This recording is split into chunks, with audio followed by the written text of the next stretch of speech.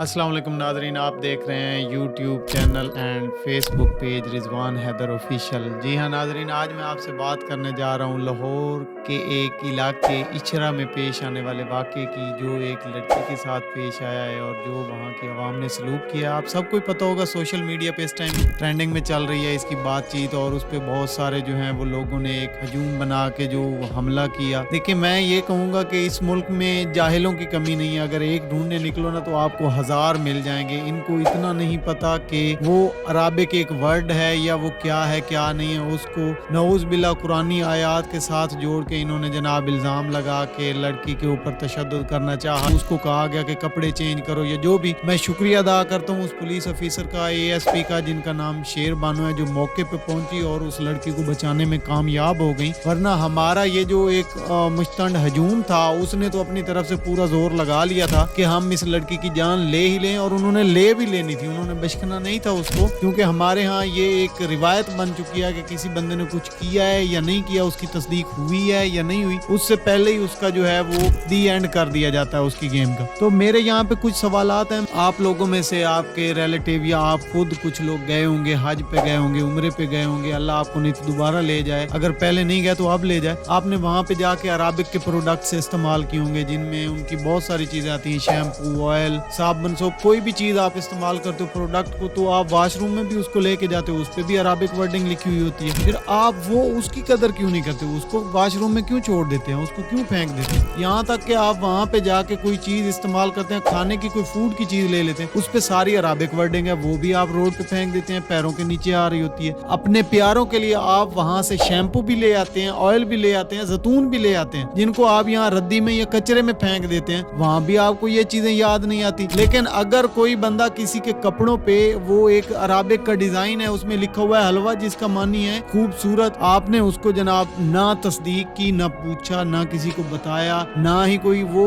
एक जाहिलियत का ज़हन बन चुका है। कम से कम मेरी रिक्वेस्ट है कि अपने बच्चों को कुरान पाक की इतनी तालीम जरूर दें कि उनको पता हो कि ये क्या लिखा है, इसका मतलब क्या है, या उनको इस चीज के बारे में पूरी मालूमात हो। ये ना हो कि जनाब कुछ अता पता है नहीं, एवं ही अगर कोई जा रहा है तो कह देना जी नौज बिल्ला इसने गुस्ताखी कर दिया, उसके पीछे भाग जाना, उसको मारने दौड़ पड़ना। ये चीजें नहीं है भाई मेरे, जाहिलियत का दौर नहीं रहा। अरबी के अल्फाज देखकर आप भड़क जाते हैं नौज बिल्ला, लेकिन आप रसूल खुदा का हुक्म जो है उसके खिलाफ चले जाते हैं। जब यहाँ पे औरतों पे सरेआम जुल्म किया जाता है, जब उनकी चादरें छीनी जाती हैं, उनको घसीटा जाता है, खा वो पुलिस घसीट रही हो, खा वो आवाम घसीट रही हो, औरतों को सरे बाजार मारा जाता है, तब आपकी गैरतें नहीं जागती। जबकि जिस चीज का हुक्म भी नहीं है आप उल्ट काम करते हैं। आप सबको तब भी गैरत नहीं आती जब आप बरहना जिस्मों पे जो आप लेके जाते हैं चादरें, जिन पे आयात लिखी होती हैं, और आप सबके सामने बड़ी खुशी से वीडियोस बनवा रहे होते हैं, जी हम ये चादर चढ़ा रहे हैं पीर साहब को, हम ये कर रहे हैं, वो क्या वो ठीक है? आपको वहाँ पे ये इश्तियाल नहीं आता कि हम गलत कर रहे हैं? कुरानी आयात को